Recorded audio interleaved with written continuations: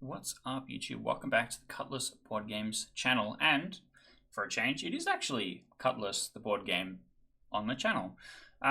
This is something a little bit different because I've started playing the game regularly again. I've got a new testing group. We're going to be playing regularly. I'm going to be recording some of it and putting it up on the channel. I went back and had a look at some of the stuff based on some of the games we had recently, because it's been a nice big break. I've had time to kind of ruminate on stuff and have a look at things and play some new stuff, do some new deck building. I wanted to go through and make some minor changes.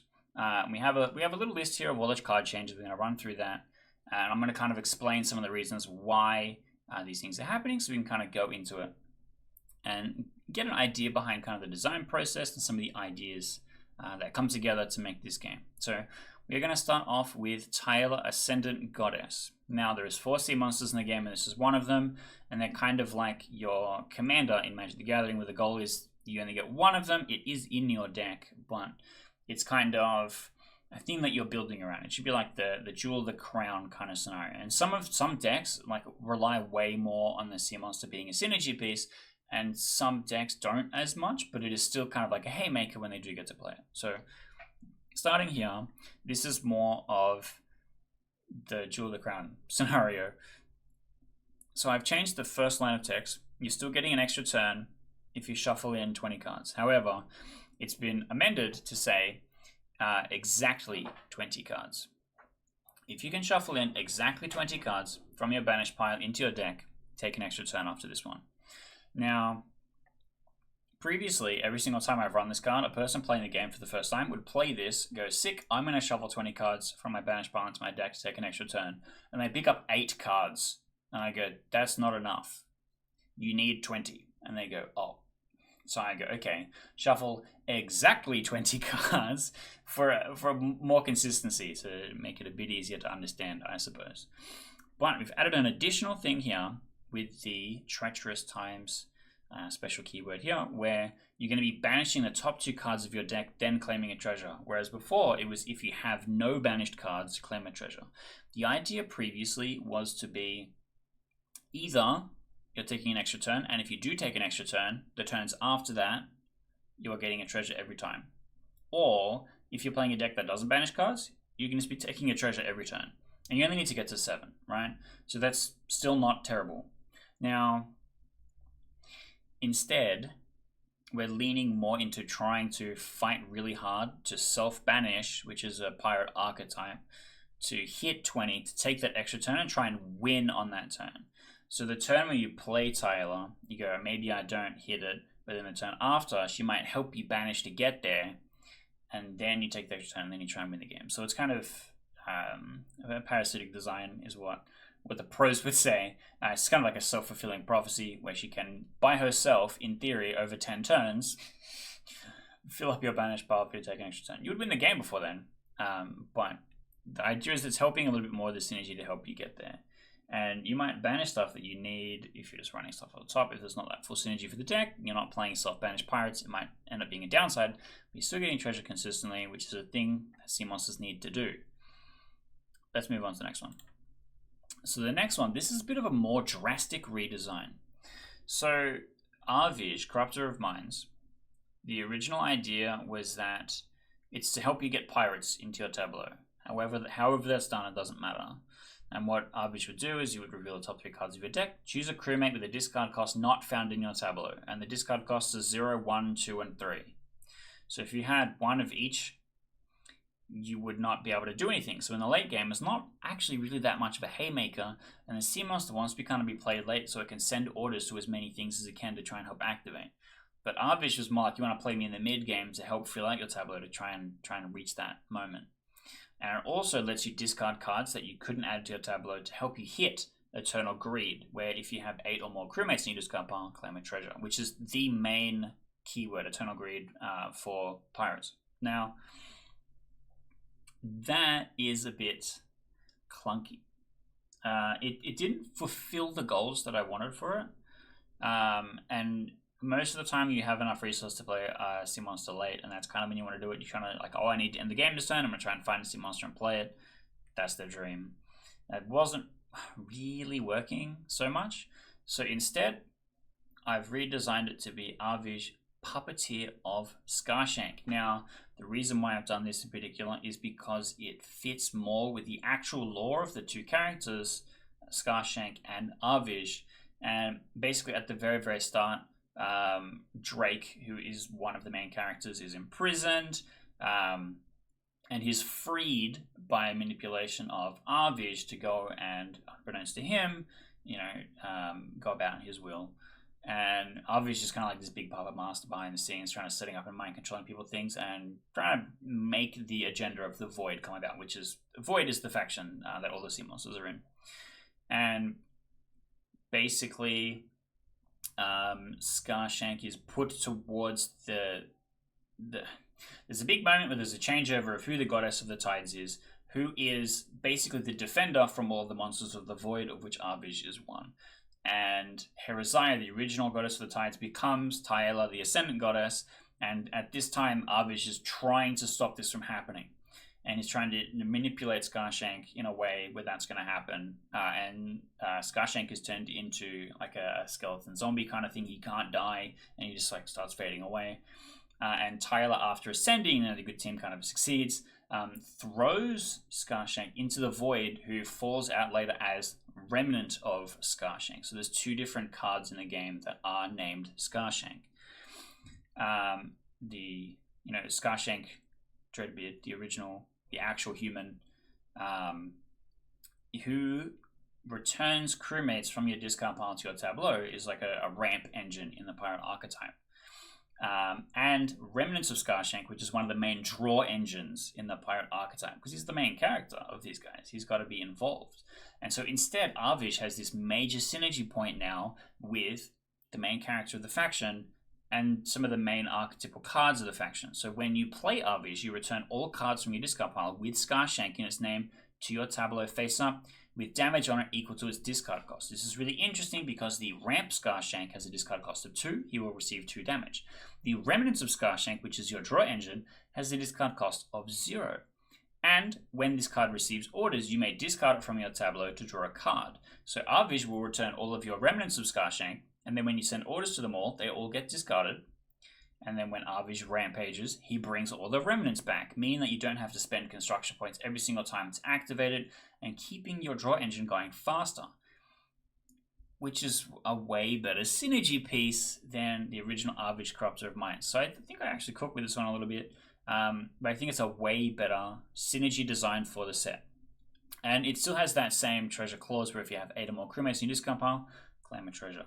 However, the main effect could potentially play against that if you're removing 5, you're removing 6 from the discard pile. But it's a deck that puts lots of guys in the bin, so it shouldn't be that much of a problem. And sometimes you're probably going to be more happy having a whole bunch of them in play rather than in the discard pile anyway. So let's move on to the next one. This is the 2 cards in question. The Remnants of Skarshank, which costs 0, and the Skarshank Dreadbeard, which costs 2. And then Dreadbeard, which has Eternal Greed as well, and returns crewmates from your discard pile to your tableau. And Remnants, where you can spend construction points to return it from the discard pile, or you can discard it from the tableau to draw a card. These are the 2 main cards, and now they have major synergy with Arvij, which I think is a big upgrade. I think that is a really good change for the game. Next is Savage Tides. Savage Tides went from being one of my favorite cards to being like a really, really niche card that was kind of never played. And the idea behind the card now, this first current version, Savage Tides, the first one before the recent changes, is that it fits into a Leviathan control archetype, where the Leviathan is trying to get as much damage onto the board as possible, because the Leviathan then, if something has 4 damage on it, will eat it and claim a treasure. Which is pretty good, but getting to 4 is kind of hard, and Savage Tides was supposed to be one of the ways to help you get in front against really fast decks that play cheap stuff. But what happens if they don't play a lot of 1 cost? Savage Tides is kind of a dead card, and so instead we've added this new keyword, Void's Apex. So if you have a sea monster in the tableau, you may choose what discard cost is dealt 1 damage to in each tableau, instead of just it only ever being 1. Which means if you have the Leviathan in play, you can Savage Tides to hit the actual relevant casting cost, and it becomes a bit better. Which is pretty straightforward. It doesn't make the card crazy good. It just means that there's like a towards the end of the game point where it starts to be like really playable, and you can use it in the early game to kind of slow down faster decks. And I think that works really well instead.